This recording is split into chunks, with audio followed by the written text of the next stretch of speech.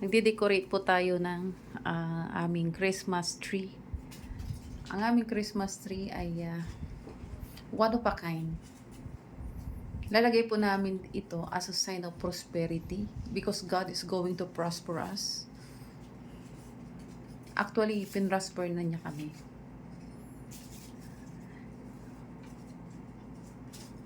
Ang pagbibigay sa gana kasi ng Panginoon ay hindi lang sa pera, kundi sa bawat kasiyahan na nasa kaibuturan ng ating mga puso. Hindi ito sa kayamanan, kundi sa bawat pagwagi sa mga pagsubok na ating kinakaharap at hinarap na. Yan.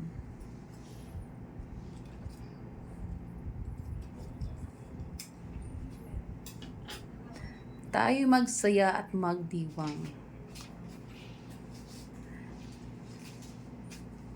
Dahil ito ay oras ng it's Christmas time. Actually, hindi, wala namang talaga yung nakalagay sa Bible na yung talagang kapanganakan ng ating Panginoong Hesus. Pero ito nagpapaalala sa bawat tao na dahil sa kanyang pagmamahal, tayo ay kanyang niligtas sa ating mga pagkakasala.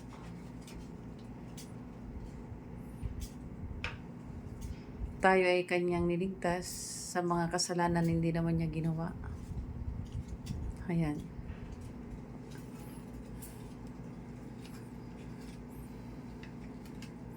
Actually, ang Christmas naman is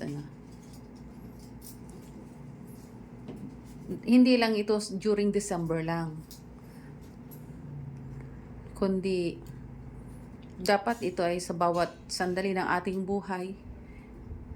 Kasi ang buhay na ito ay galing sa Kanya. And dapat nating ipagdiwang. Dahil buhay pa tayo. At habang may buhay, sabi nga nila, may pag-asa. Tama? Yes. Yan. Huwag kayong maiyak ha. Yan. Lagyan natin siya ng mga palamuti.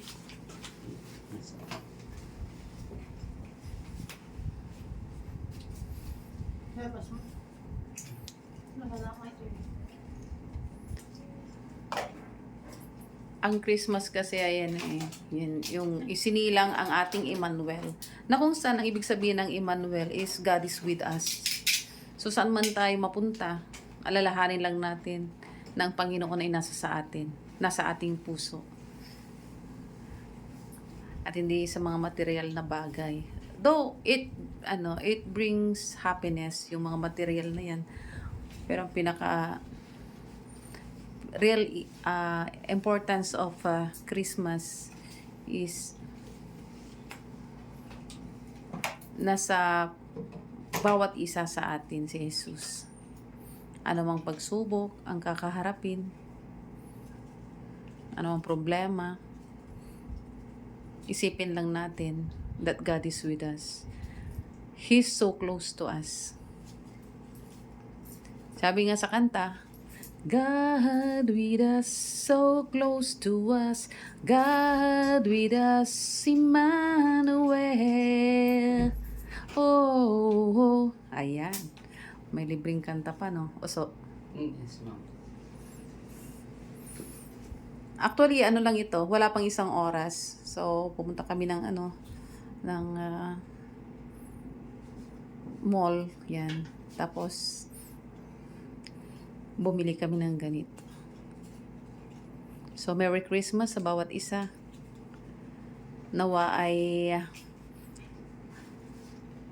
maranasan natin ang walang hanggang pagmamahal ng ating Panginoon, na kahit na ang dami-dami nating mga kasalanan is andyan pa rin siya para sa atin.